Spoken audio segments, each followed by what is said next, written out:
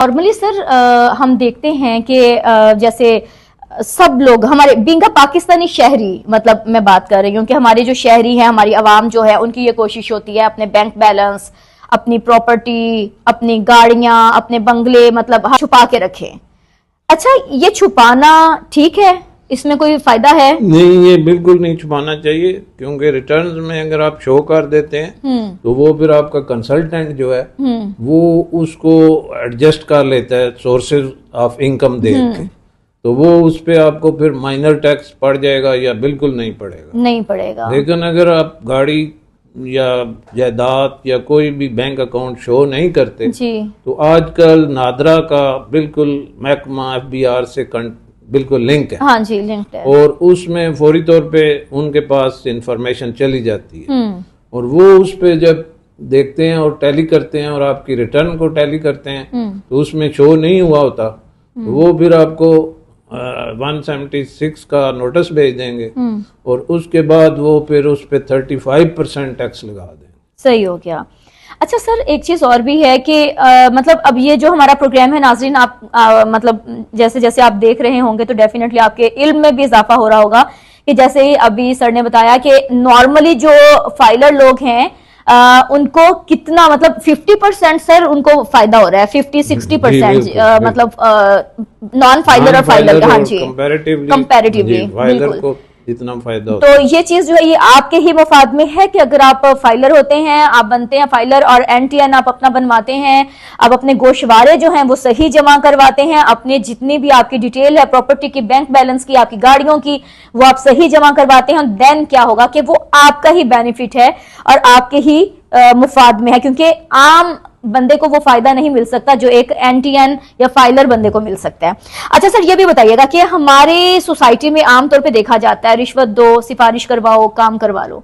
आप क्या कहते हैं कि हमारी जो अवाम है इनको इस तरह से रिश्वत दे के काम करवाना चाहिए? नहीं, ये बिल्कुल रिश्वत से बचना चाहिए। वैसे भी हमारे मजहब में भी ये हराम है और गलत है, और आपको पता है जैसा कि उसमें हदीस भी है, तो वो रिश्वत लेने वाला और देने वाला दोनों जहन्नमी है। तो रिश्वत से बचने के लिए सबसे बेस्ट तरीका ये है कि आप डिपार्टमेंट के अमले से बच कर रहे हैं। उन्होंने दुकानें खोली हुई हैं, बिल्कुल। वो जो क्लर्क और नोटिस सर्वर हैं और चपड़ासी हैं वो भी रिटर्नें फाइल कर रहे हैं, बिल्कुल।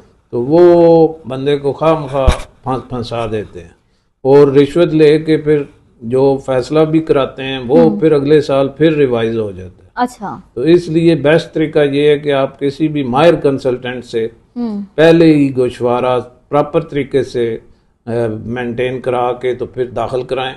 उसमें आप अपने एसेट्स भी वो असेसमेंट करके सही तरीके से आपके दर्ज कर देगा, तो वो आप दर्ज कराएं, तो फिर इंशाल्लाह महकमा आपको पर कोई भी टैक्स आयद नहीं कर सकता और उसमें आप बिल्कुल अकॉर्डिंग टू लॉ आपके हक में फैसला हो जाता है। बिल्कुल।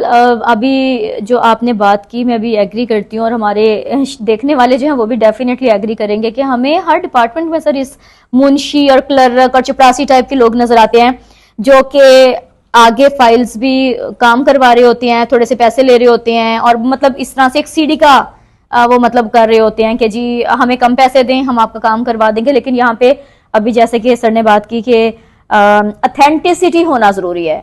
जब तक ऑथेंटिसिटी नहीं होगी, सर्टिफाइड बंदा नहीं होगा, तो डेफिनेटली वो आपका काम भी उसी लेवल पे जाके नहीं कर सकता। अच्छा, ये भी बताइएगा कि आपका इदारा जो है उसकी क्या डिटेल्स हैं, हमारे देखने वालों को थोड़ा सा बताइएगा कि आपके इदारे की तफसीलात क्या हैं और एक आम मजलूम शहरी जो है उसकी क्या मदद कर सकते हैं आप?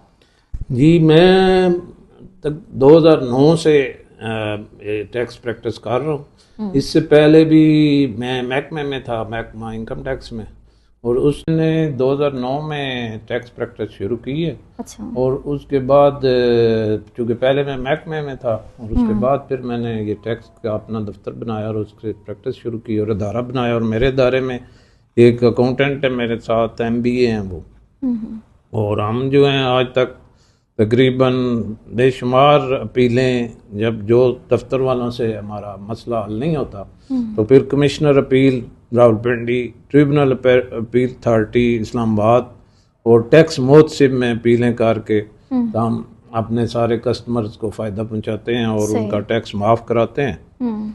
और इसमें आप जो भी बंदा जो भी शहरी जिसको कोई भी प्रॉब्लम हो वो मेरे टेलीफोन नंबर पे रब्ता कर सकता है और या मुझे ईमेल या व्हाट्सएप पे रब्ता कर सकता है, तो मेरे से मालूमात ले सकता है। सही। और इसमें मैंने एक साथ अपने जो है अपने इदारे में फौजदारी और दीवानी मुकदमात का भी सिलसिला रखा हुआ है। सही। तो उसमें भी हमने काफ़ी केस जीते हैं। सिटी ऑफ सिंह के खिलाफ हमने केस जीता है जिनके खिलाफ कोई नॉर्मली आम वकील नहीं जाता। हाँ जी, नहीं जाता बिल्कुल। तो हमने उनसे केस जीता हुआ है प्रॉपर्टी का बहुत बड़ा हाई कोर्ट से। और इसके अलावा पाकिस्तान चिप बोर्ड को मैंने तकरीबन 4 साल में 1.5 करोड़ से 2 करोड़ इनकम टैक्स रिफंड कराया। अच्छा। जो एक रिकॉर्ड है जो महकमा में आज तक किसी को नहीं हुआ। तो अगर आप हमारे इदारे से रब्ता करेंगे तो हम इंशाल्लाह आपको बेहतर रिस्पांस देंगे। और अगर आप इंफॉर्मेशन लें और इसके बाद अगर आपका कोई प्रॉब्लम हो तो आप मेरे साथ रब्ता कर सकते हैं। बिल्कुल, आपका नंबर जो है हम स्क्रीन पे दे देंगे इंशाल्लाह ताला। तो जो देखने वाले हैं उनकी आप तक रसाई जो है वो मुमकिन होगी। लेकिन उसके साथ साथ एक चीज़ और भी थोड़ा सा बताइएगा कि ये जो रिटर्न्स आपने कहा कि मतलब किए 1 से 1.5 करोड़ के आपने जो इनकम टैक्स के जो थे, ये मतलब कैसे वापस होते हैं, ये क्या चीज़ होती है ताकि देखने वालों को भी पता चले? ये असल में जो किसी भी एसएससी का डिडक्शन होती है, मसलन इलेक्ट्रिक बिल में डिडक्शन होती है। सही। इसके अलावा टेलीफोन बिल में डिडक्शन होती है। अच्छा। और इसके अलावा जो है वो अगर इंपोर्ट एक्सपोर्ट करते हैं तो वहाँ पे डिपार्टमेंट रिडक्शन करते हैं। सही। तो वो उसका सारा टैक्स जो है वो पड़ा होता है। ठीक है। तो वो फिर हम लोग उसमें जो उसकी रिटर्न होती है उसके मुताबिक फैसला करा के तो जो फालतू टैक्स उसने जमा कराया होता है वो महकमे से रिफंड ले लेते। अच्छा, रिफंड होता है बाकायदा? मतलब रिफंड होता है बिजली के बिलों में भी और मतलब और जहां जहां आप पे कर रहे हैं वहां पे मतलब गवर्नमेंट लेवल पे, जैसे नॉर्मल एक बंदे के समझने के लिए ये काफी होगा कि एक बिजली के बिल में भी आप टैक्स पे कर रहे होते हैं। अगर आप फाइलर हैं, आपका एनटीएन बना हुआ है, तो डेफिनेटली साल बाद आप उसका रिकॉर्ड चेक कर सकते हैं कि भाई आपने कितना फालतू पैसे जो हैं वो गवर्नमेंट को दिए हैं। और वो आपके जो इसी तरह मतलब आप एडवोकेट साहब से अगर राब्ता करते हैं जो कि इनकम टैक्स के माहिर भी हैं और आपके मतलब एनटीएन बनाने में भी आपकी हेल्प कर सकते हैं, तो डेफिनेटली एक वक्त आएगा कि आपको ये टेंशन नहीं होगी कि आपने बिल इतना ज्यादा तो भर दिया लेकिन वो पैसे सारे चले गए। भाई उसमें से कुछ वापस भी आपको मिल सकता है। At the end of programme आप क्या देखने वालों को पैगाम देंगे, क्या मैसेज देंगे? सबसे आम पैगाम ये है कि आप बिल्कुल किसी भी नीम हकीम के हथे ना चढ़ें और ना ही डिपार्टमेंट के अमले के साथ कोई कॉपरेट करें, बल्कि आप जो है अपना प्रॉपर तरीके से किसी भी माहिर कंसल्टेंट से अपना गोशवारा दाखिल कराएं। एनटीएन पहले लें, उसके बाद अपनी रिटर्नें 2 साल की फाइल करा के एक्टिव कराएं और ये जितने बेनिफिट्स मैंने बताए हैं ये अवेल करें।